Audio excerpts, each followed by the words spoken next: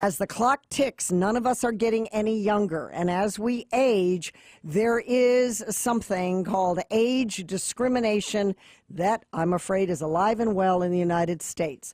Jim Whidden, welcome to Think America. Let's talk about the problem of age discrimination. Hello. Well, thank you. It's my pleasure to be with you tonight. Nice to have you on board. I was reading a CBS news article that half a century now has passed since the federal government enacted a law designed to protect workers from employment discrimination based on their age. And yet, one of the largest ever studies on age discrimination in hiring has now found that the problem persists, it's alive and well, and it's worse for women than for men. Somehow I'm not surprised, Jim. You know, unfortunately, Terry, it's true, and it's hard to prove. You know, that's one of the things about it that makes it difficult. But even more than that, you know, there's an African proverb that goes like this. When an old person dies, a library burns to the ground. I've heard that. And so that would be the theme I would try to kind of get across to folks, especially employers, when they're thinking about this, what age should our workforce be? Because, you know, the older folks in our society, there are societies, Asia, Africa, other places around the world, that revere their elders, you know, and in fact, some of them even worship them after they pass away. And I think that's because that's where the repository for wisdom in any culture, that's where it lies. Certainly the Japanese do that. Right. But, I think we ought to do that. We've got plenty of knowledge. We've got plenty of information. In fact, we're living in what is called the information age.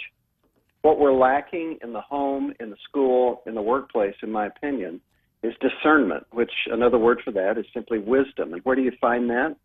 You usually find that where there's gray hair. Without a doubt, absolutely. And then we wonder why our young people don't know too much. A lot of times an older person isn't asked a simple, what do you think about? This is a show all about thinking. The topics that I present on this particular show are thought-provoking conversation starters, and many of my Americans that listen to this program, they're of an older generation. They say, you know, I really had to think about that, and here's because we hear from them, of course, Jim. And it's amazing to me that as people age, even if you don't want to listen to grandma, even if you think grandpa's a little senile, even if somebody doesn't look exactly beautiful in the office because they're 65 years old, but nonetheless, as we age, those Americans have to, just to continue living in America and paying the rent, paying the mortgage and just living, they have to work, and they can contribute so much. It's just amazing to me how the employer wants to get rid for the sake of what? Somebody that doesn't know very much? I have nothing against millennials. We have one on the show. But in terms of being seasoned and experienced and wise, I've got more than a millennial. I've got more to offer. Absolutely. And I know you, like I do, we like to go to fine restaurants occasionally, do a little splurging. I'm sure many of your listeners do that often. And here's the thing. You can have great ingredients. You can have a great recipe. But it's the chef that makes the difference in the dish that you have at the fine restaurant. And it's the same in our culture and at the workplace. Of course, millennials are going to bring the latest tools right out of college or graduate school. They're going to bring some ingredients that the older, more seasoned perhaps don't have. But what they don't have is the ability of the chef, the ability to put those things together, to apply synthesis to the knowledge and the information that is brought into the workplace, mix it up with experience, and the output then is wisdom. And so I would just really encourage any employers listening to take this to heart, because there's such an upgrade or an advantage. In fact, the name of my book, as you know, is The Old School Advantage. And this is at the crux of it. You know, it's interesting that you mentioned young people and then the references, of course, making something in a kitchen and so forth, and then the wisdom and so forth. I've noticed also at universities, where the Board of Trustees, the presidents, the regents are taking a serious look at the emphasis over the last 20 to 25 years with technology at the risk of the humanities, the letters, the scholars that would study the human condition, for example, the great minds, the great books, because we are so techno-oriented. And when you talk to a young person, oh, they want to be progressive. They want to tell you everything they know about technology, but they don't know very much about history. They don't know that much about law, the complications of law. They don't know that much about the human condition, suffering, faith lives, how we try to find solutions to the moral and social issues. And many Americans are looking at the world, I think, Jim, and they say, well, we might have all this techno and all this progression in certain areas, but we've got a world in a world of hurt. Where are the next statesmen? Where are the wise generation teaching young people about the, shall I say, softer sciences? Where are the Mother Teresas of the world? Where are the next Martin Luther Kings of the world? Where are the next statesmen? Where are the true U.S. senators going to come from that really know diplomatic skills and so forth? It's very surprising to me that wisdom of old is poo-pooed and kicked to the curb. Well, you know, you mentioned college, and I'm glad you did. I've got one just out of college, two there now, and another on the way. So I've got 4 millennials of my own. Mm-hmm. And, you know, when I was in college, the first full 2 years were English and basic math and history and government and those what we might call basic courses.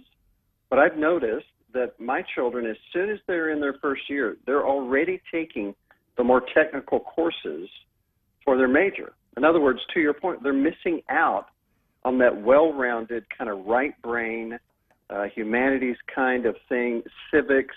And so they're ill-informed citizens, and that creates a real problem. Another thing, getting back to the older workers, you know, life is about mentors. So Good from point.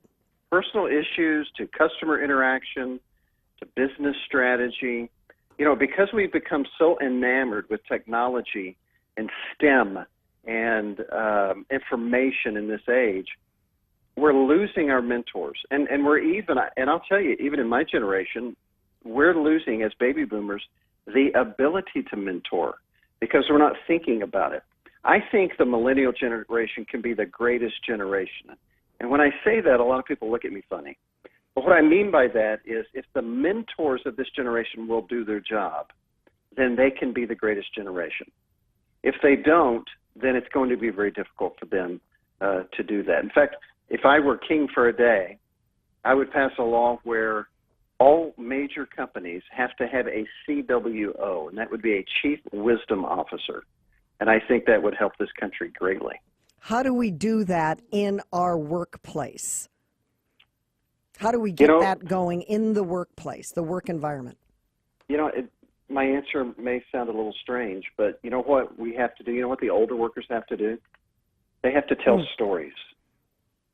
Nothing touches the heart faster than a story. And who's better prepared to tell stories than any other generation?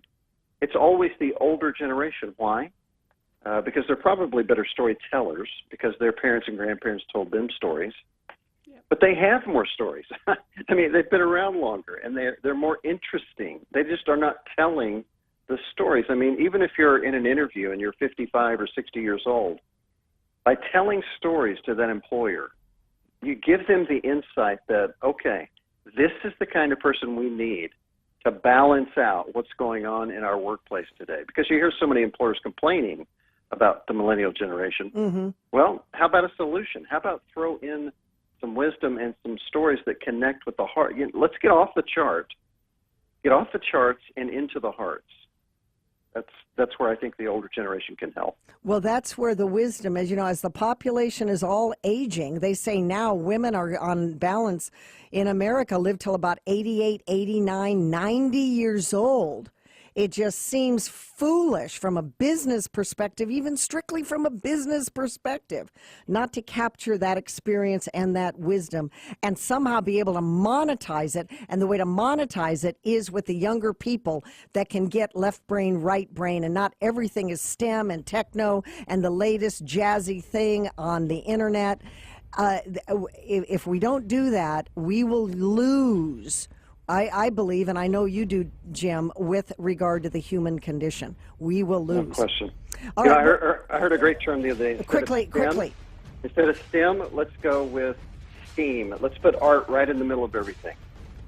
I'm with you. Very good. I hope you come back and visit with us again. We'll have you back. Jim Whidden, he's an expert and workplace contributor to Wall Street Journal, CNBC, and Fortune. Jim, thanks for being on the program. It's my pleasure. All right, be right back.